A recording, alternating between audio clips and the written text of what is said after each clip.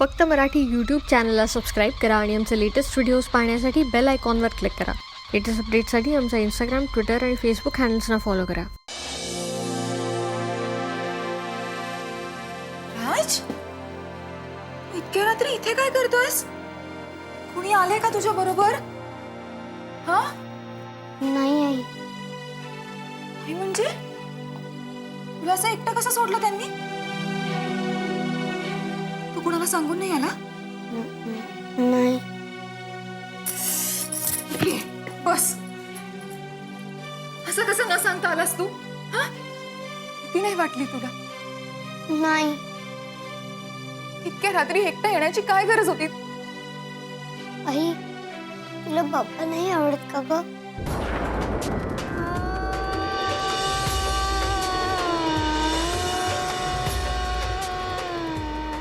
मला राहायचंय रे त्यांच्याबरोबर, पण त्यांनाच नकोय. बाबांना तर तू हवी आहेस आई. त्यांना तू खूप आवडतेस. त्यांना तू घरी राहावं असंच वाटत होतं.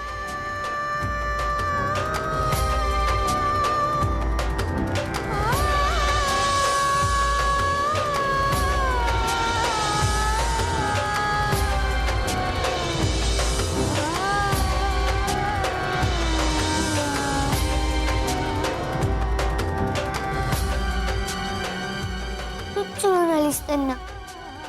त्यांना खूप वाईट वाटलं ग. आई, बाबांना तू खूप आवडते. तुला नाही आवडत का ग बाबा? चल तू घरी चल आधी. चल उठ. चल. राज, राज, तुम्हा दोघांना असं हसत खेळतं बघून खूप आनंद होतो. राज, राज. काय रे? काय झालं? बाबा, राज घरात नाहीये. घरात नाही? मग गेला कुठे? हे तुम्ही काळजी करू नका. राज असेल इथेच कुठेतरी. आम्ही बघतो. काका, आपण बाहेर जाऊन बघूयात. मी गाडी काढतो. सई, मोठ्यांची काळजी. येतो. चला. थांबा, मी पण येतो. बाबा, तुम्ही थांबा, आम्ही दोघं जण बघू.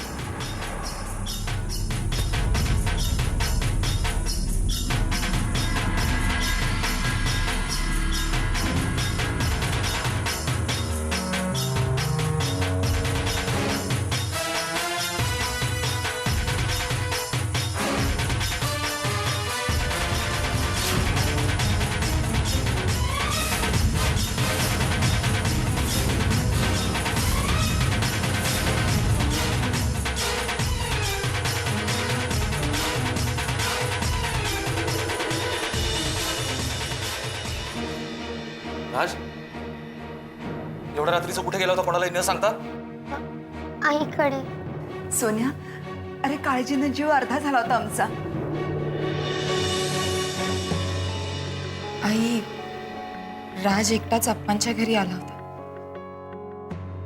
मला विचारत होता की अचानक घर का सोडून गेलीस? मग मिळालं त्याला त्याच्या प्रश्नाचं उत्तर? हो, मिळालं. पण पण काय?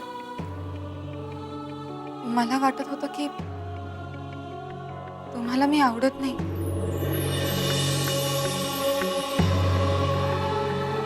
म्हणून घर सोडून निघून गेले. पण राज म्हणाला की की मला तू खूप आवडतेस.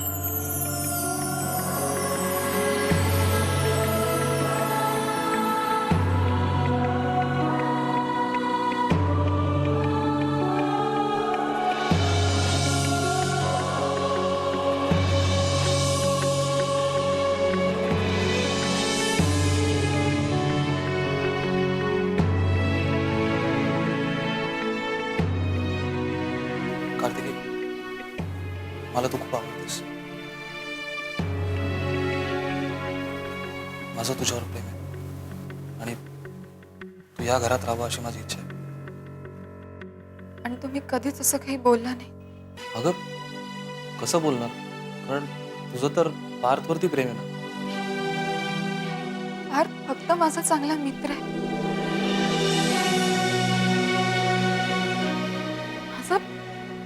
फक्त तुमच्यावर.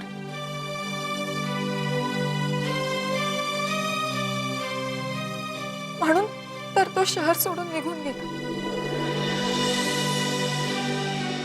अगं पण मग तुम्ही तर लग्न करणार होता. लग्न? त्यांनी पत्रात तर तसंच लिहिलं होतं. ते पत्र मी लिहिलं होतं. तुम्हा दोघांना एकमेकांपासून दूर करण्यासाठी.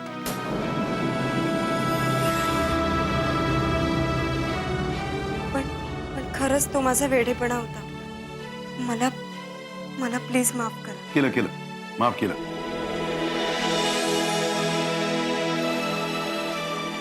कारण तुझ्या त्या पत्रानं झालेल्या गैरसमजुतीमुळे या दोघांनी आपल्या समक्ष त्यांच्या प्रेमाची कबुली दिली.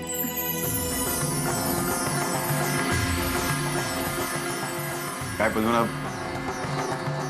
कार्तिकी, तुम्ही दोघं मनापासून नवरा बायको म्हणून राहायला तयार आहात ना? अरे पद्मनाभ, बाबा तिच्या होकारातच माझा होकार आहे.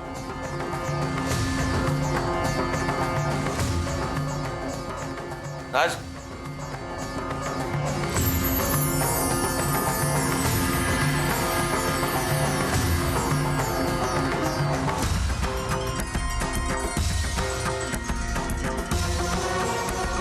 आई,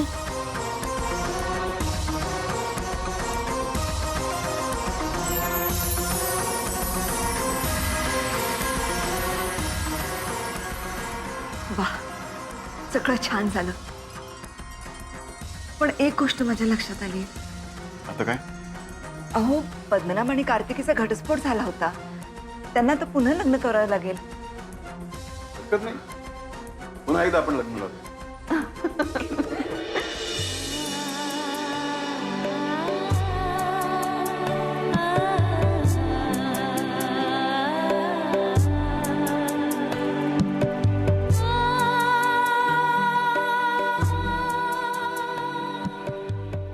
शेवटी देवानी माझं ऐकलं. मला जे हवं होतं ते मला मिळालं. म्हणजे देवापर्यंत मागणी पोचवली होती. हा, मला कधी नाही सांगितलं. तुला कसं सांगणार कार्तिकी? आजपर्यंत मी तुझ्याशी इतकं वाईट वागलो, तुला एवढा त्रास दिला. तू चुकीची नाही हे मला कळलं, पण तरी तुझ्याशी बोलायची हिंमत नाही झाली. मी कधीच चुकीची नव्हते असं नाहीये पद्मनाभ. मी दुखावलं जाऊ नये, कोणाला वाईट वाटू नये म्हणून अनेक गोष्टी लपवल्या मी, आणि खरे गैरसमज त्यातूनच निर्माण झाले. तू सांगितलं तरी काय झालं कार्तिकी? शेवटी सगळ्यांनी तुलाच दोषी ठरवलं. आणि त्या सगळ्यांमध्ये मी पण आहे. त्याचंच वाईट वाटतंय मला. तू मला माफ करशील ना कार्तिकी? हे सगळं आता बोलण्याची गरज आहे. गरज आहे. तुला नसली तरी मला आहे. अगं, कालपर्यंत मला वाटत होतं की तू माझी कधीच नाही होऊ शकणार. मी उगाच तुझ्याबद्दल आणि पार्थबद्दल. पार्थ माझा खूप चांगला मित्र आहे पद्मनाभ. चांगला मित्रच होता.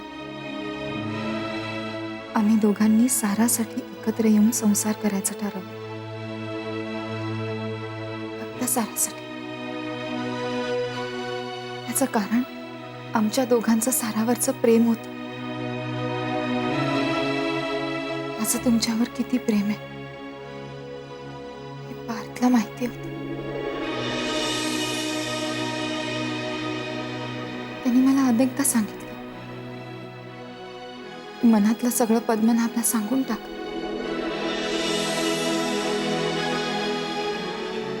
पण मीच, मला वाटत होतं की तुम्हाला आता मी नाही आवडत. आता हेच बघ ना, ह्या गैरसमजुतीला पण मीच कारणीभूत आहे. Kartiki, I am sorry. Please मला माफ कर. ना प्लीज, तुम्ही खाली नका ना बसू. पण पतीची जागा अशी पायाशी नसते. मग कुठे असते? सांग ना, कुठे असते? पद्मनी, तुम्ही माझं सर्वस्व आहे. माझ्या आयुष्यात तुमचं काय स्थान आहे तुम्हाला नाही कळलं. माझं आयुष्य, माझं जगणं तुमच्यामुळे.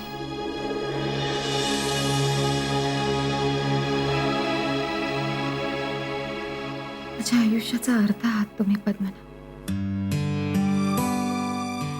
तुम्ही आहात म्हणून मी आहे. तर असं नाही बोलायचं. किती मोठ्या मनाची आहेस ग तू. एवढं सगळं होऊनही अजूनही इतकं प्रेम करतेस माझ्यावर. आयुष्यभर करते.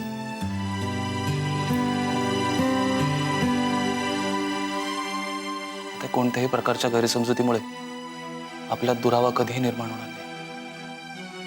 कोणी कसंही वागलं, कितीही बोललं तरी आपण दूर होणार नाही. वचन देतो मी तुला.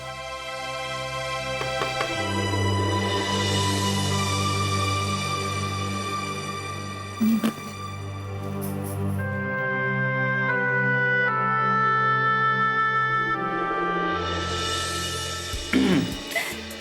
काय काय चाललंय दोघांचं?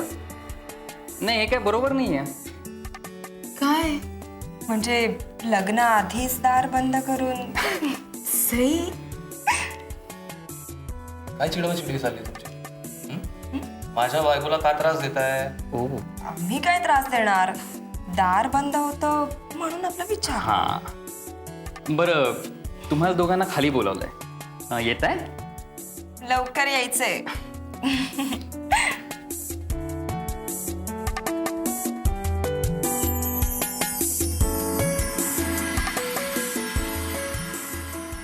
स्वस्ति श्री गणनायकं गजमुखं मोरेश्वरं सिद्धि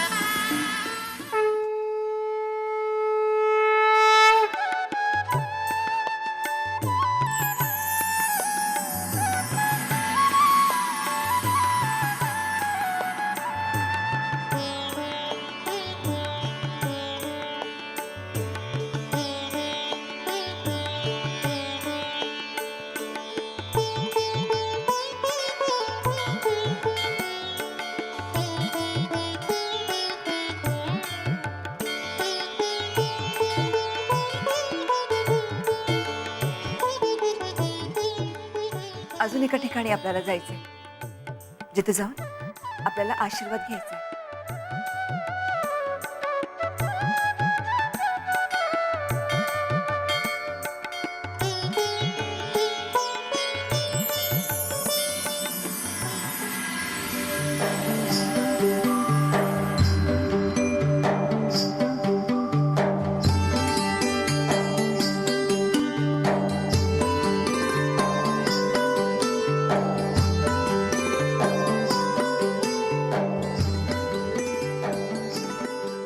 तुझ्या कृपेने आणि आशीर्वादाने आज हे घर पुन्हा एकत्र आले. माझ्या या कुटुंबाला यापुढेही असंच सुखासमाधानाने एकत्र ठेव. तू आजवर खूप काही दिलंयस मला, आम्हा सगळ्यांनाच. तुझे मनापासून आभार. तुझा प्रेमाचा मोहर असाच आमच्या अंगणात फुलू दे. आजवर तुझा आशीर्वाद घेऊन जगले मी, यापुढेही जगले. मला त्यासाठी बळ दे. नमस्कार. आजवर तुमच्या कुटुंबाचं आमच्या या कुटुंबाशी एक वेगळं नातं होतं. आमच्या सुखदुःखात आपण आम्हाला साथ दिली आणि ही साथ आम्हाला बळ देत होती. आपण आमच्याबरोबर हसलात, आमच्या दुःखात रडलात, आमच्या वेदनानं व्यथित झालात आणि आमच्या सुखात सुखावलात. आमच्या आयुष्याच्या प्रत्येक पावलाला आपण आम्हाला साथ दिली. पण आता आपल्या वाटा वेगळ्या होणार. आज आम्ही इथे थांबणार आहोत. मायबाप प्रेक्षकांनी आम्हाला भरभरून प्रेम दिलं आणि आमचं आयुष्य खऱ्या अर्थानं वृंदावन करून टाकलं. त्याबद्दल आपले शतशः आभार. सावळ्या चरणी माझी एकच प्रार्थना आहे. जसं सुखी समाधानी आणि हसरं त्यांनी आमचं कुटुंब ठेवलं, तसंच सुखी समाधानी आणि हसरं त्यांनी आपलं कुटुंबही ठेवावं. आपल्या प्रत्येक दुःखात त्यांनी खंबीरपणे आपल्या पाठीशी उभं राहावं आणि प्रत्येक सुखात रमून जावं. आणि हो, त्याने प्रत्येक घराला तुझ्यासारखीच संपूर्ण कुटुंबाला एकत्र ठेवणारी सूनही द्यावी. आपणा सर्वांचे मनपूर्वक आभार. नमस्कार. कुंडलिका वरदे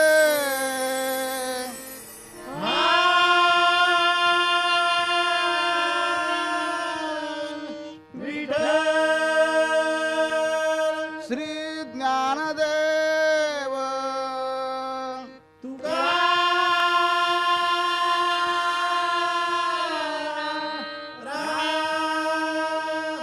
ज्ञाने